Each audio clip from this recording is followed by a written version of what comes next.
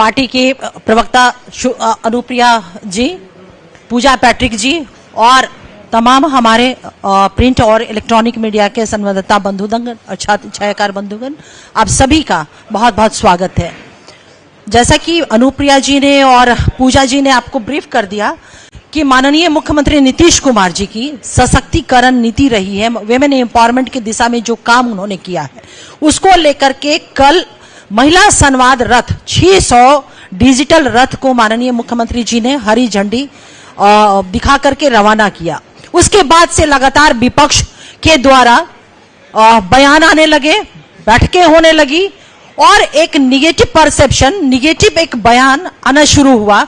और एक चीज और आप लोगों को देखने को मिला होगा कि माननीय मुख्यमंत्री नीतीश कुमार जी ने महिला सशक्तिकरण जो बिहार में किया है, महिलाओं को, आधी आबादी को जो उनका कॉन्स्टिट्यूशनल राइट, समानता का अधिकार जो होता है, राजनीतिक, शैक्षणिक, आर्थिक और वो तमाम अधिकार जो उन्होंने सुनिश्चित कराया, तो अच्छी बात, सुखद बात ये लगी कि लगातार जो महिला विमर्श हो रहा है विपक्ष के द्वारा, तो उन्हें अब समझ में आया कि महिला शक्ति क्या होती है। वरना 2005 के पहले की जो सरकारें रही, मैक्सिमम सरकारें विपक्ष की ही रही बिहार में, महिलाओं के साथ विमर्श तो दूर की बात है, उनके जो अधिकार थे, उनके जो सपने थे, उसके लिए भी विपक्ष ने कभी नहीं सोचा था। महिलाएं तो कभी एक हम कहें कि एक मनुष्य के तौर पे उनको माना ही नहीं जाता था। घर की दहलीज के अंदर बंद थी, दरवाजे तो दूर, रोशनदान को भी बंद कर दिया गया था।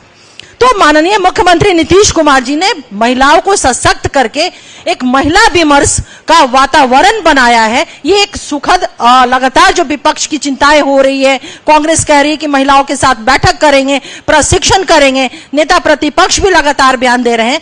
तो हम महिलाएं जो हमारी आगे बढ़ी हैं हर एक सेक्टर में, और साथ ही साथ विपक्ष जिस तरह से विमेन इश्यूज पे विमर्श कर रहा है, तो ये हमारी कामयाबी रही है।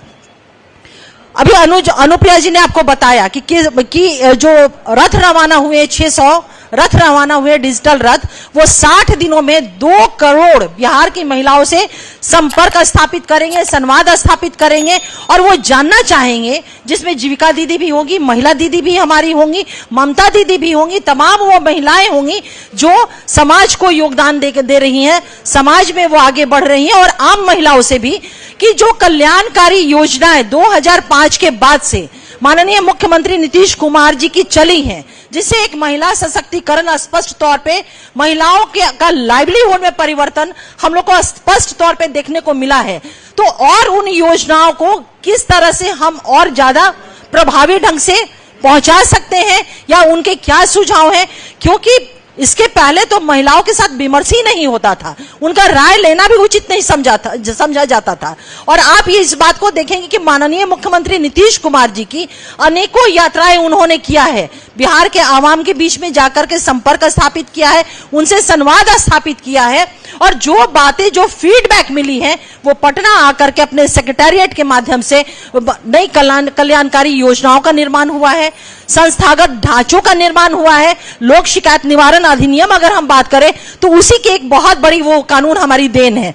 तो हमारा ये कहना है कि माननीय मुख्यमंत्री नीतीश कुमार जी ने जो बिहार में विमेन एम्पावरमेंट की दिशा में काम किया है, तो बिहार विमेन एम्पावरमेंट को लेकर के फॉलोअर स्टेट नहीं बल्कि लीडर स्टेट के तौर पे है। और इसके बहुत सारे एग्जाम्पल है, जैसे मैं कुछ आंकड़े आपको देती हूं कि हम कहां लीड किए हैं राष्ट्रीय स्तर पर। जीविका समूह है 1,30,00,000, देश में सबसे ज्यादा जीविका समूह बिहार में है, महिला सशक्तिकरण की दिशा में ये।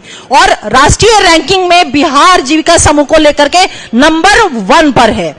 पंचायतों में महिलाओं को आरक्षण जो 50% मिला, उसका परिणाम ये हुआ कि हमारी महिलाएं ना सिर्फ 50% सीट पे बल्कि उससे ज्यादा सीटों पर हुई। और ये जो है राष्ट्रीय रैंकिंग में बिहार नंबर 1 पे है। और जब हम कहते हैं कि लीडर स्टेट है ना, तो छत्तीसगढ़ इस 50% हमारे आरक्षण की जो पॉलिसी रही उसको छत्तीसगढ़ स्टेट ने अपनाया। जीविका को आंध्र प्रदेश ने अपनाया। पंचायती प्रधानमंत्री आवास योजना में महिला लाभार्थी जो होती है, बेनिफिशियरी होती है, वो राष्ट्रीय रैंकिंग में बिहार दूसरे नंबर पे है और इसको अपनाने वाला स्टेट जो है वो उत्तर प्रदेश है।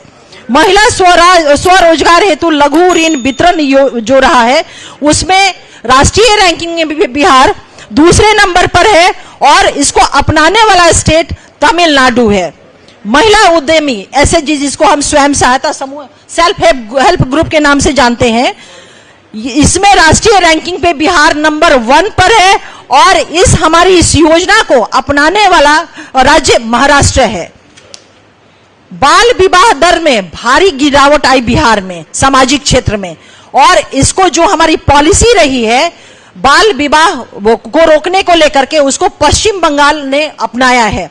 कन्या उत्थान योजना, लाभार्थी योजना, इसमें जो राष्ट्रीय रैंकिंग में हम नंबर 1 पर है और मध्य प्रदेश ने हमारी एजुकेशन पॉलिसी जो बच्चियों को लेकर के रही, महिलाओं को लेकर के रही, उसे मध्य प्रदेश स्टेट ने अपनाया है। 8वां नंबर पे मुख्यमंत्री बालिका साइकिल योजना। आप जानते हैं कि यह योजना न सिर्फ राष्ट्रीय स्तर पर बल्कि वैश्विक स्तर पे भी शोध का विषय, विमर्श का विषय, और शोध के लिए टीम भी यहां आई थी कि किस तरह से साइकिल योजना जो नीतीश कुमार जी की रही, बिहार की बेटियों के अंदर आत्मबल, उनमें निर्णय लेने की और नेतृत्व करने की क्षमता पैदा किया। तो इस योजना को हमारा पास का स्टेट झारखंड है, उसने अपनाया और राष्ट्रीय रैंकिंग में बिहार नंबर 1 पर है। सार्वजनिक वितरण प्रणाली, जिसको डिजिटलीकरण कहते हैं, वो राष्ट्रीय रैंकिंग में हम 4थे नंबर पर है और छत्तीसगढ़ ने इसको अपनाया है। और वो कौन से क्षेत्र में? खाद्य सुरक्षा क्षेत्र में। जनधन महिला खाता धारक जो जनधन योजना हमारी थी, उसमें राष्ट्रीय रैंकिंग में बिहार 3रे नंबर पर है और इसको उत्तर प्रदेश ने अपनाया है, और यह जो है वित्तीय समावेशन की तरफ इंगित करता है। ग्रामीण आजीविका मिशन में सक्रिय महिला नंबर 1 पर बिहार यहां पर भी है राष्ट्रीय स्तर पर। उड़ीसा ने इसको अपनाया है। प्रधानमंत्री मातृ वंदन योजना बेनिफिशियरी जो हमारी है, वो राष्ट्रीय रैंकिंग पर इस योजना को लेकर के बिहार 2रे नंबर पर है और राजस्थान ने हमारे इस सिस्टम को, हमारी इस प्रणाली को अपनाया है। One stop crisis centre, Nirbhaya के बाद आप लोगों ने देखा होगा कि जिस तरह से पूरे देश में विमेन रिलेटेड जो ऑफेंस थे, हिंसा थे, उसको लेकर के निर्णय हुए, उसी निर्णय के तहत वन स्टॉप क्राइसिस सेंटर का भी निर्माण हुआ। बिहार, आपको खुशी होगी इस बात को जानकर के कि विमेन जो वायलेंस है उसको लेकर के हमारी सरकार बहुत ही सजग और बहुत ही संवेदनशील, और वैसे अपराधों के ऊपर इमीडिएट कार्रवाई करने वाली संवेदनशील हमारी सरकार है। और इस मामले में भी बिहार राष्ट्रीय स्तर पर रैंकिंग में 2रे नंबर पर है और हमारे उस तौर तरीके को, हमारे उस एग्जीक्यूशन की पॉलिसी को उत्तर प्रदेश ने अपनाया है। महिला शौचालय निर्माण, जिसे हम SBB कहते हैं, स्वच्छता से जुड़ा हुआ यह योजना है हमारी।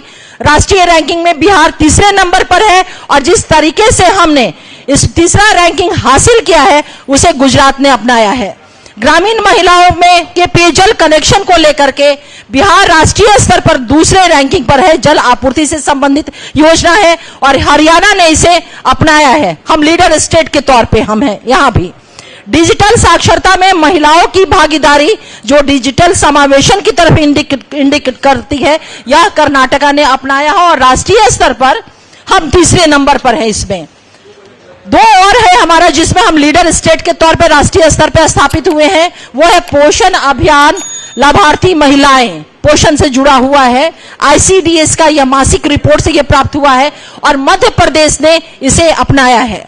महिला हिंसा रिपोर्टिंग में वृद्धि, दिल्ली ने इसे अपनाया है और हम राष्ट्रीय स्तर पे 5वें में। और कृषि में महिलाओं की भागीदारी, ये एक बहुत ही महत्वपूर्ण है कि कृषि एक ऐसा क्षेत्र था जो माना जाता था कि वो पुरुषों से जुड़ा हुआ है, लेकिन नीतीश कुमार जी की, माननीय मुख्यमंत्री नीतीश कुमार जी की महिला सशक्तिकरण ओवरऑल डेवलपमेंट की जो पॉलिसी रही, मुकम्मल पॉलिसी रही, उसमें कृषि सेक्टर भी अनछुआ नहीं रहा। यहां भी बिहार की महिलाओं ने जो काम किया है कृषि विभाग को लेकर के, कृषि को के सेक्टर में राष्ट्रीय स्तर पर बिहार 4थे नंबर पर रैंकिंग में है और पश्चिम बंगाल ने इसे अपनाया है। तो बिहार ने महिला सशक्तिकरण के कई क्षेत्रों में राष्ट्रीय स्तर पर अग्रणी स्थान हम लोगों ने प्राप्त किया है, जो दिखाता है कि माननीय मुख्यमंत्री नीतीश कुमार जी की महिला एम्पावरमेंट को लेकर के जो पॉलिसी थी, किस तरह से वो धरातल पर फलीभूत हुई है। मैं पूछना चाहती हूं कि कांग्रेस से कि कांग्रेस प्रेस कॉन्फ्रेंस करती है, भ्रष्टाचार पे बोल रही है, पलायन पे बोल रही है और भी महिला संवाद पर अगर वो बोल रही है, तो मैं पूछना चाहती हूं कि राष्ट्रीय जनता दल के नेता के साथ बैठ करके क्यों नहीं प्रेस कॉन्फ्रेंस कर रहे हैं? क्यों नहीं आप इस विषय पे बोल रहे हैं? चारा घोटाला, अलकतरा घोटाला, डर गए हैं क्या कि कहीं बैठेंगे तो दामन, उनके भी दामन पे इसका छींटा ना पड़ जाए?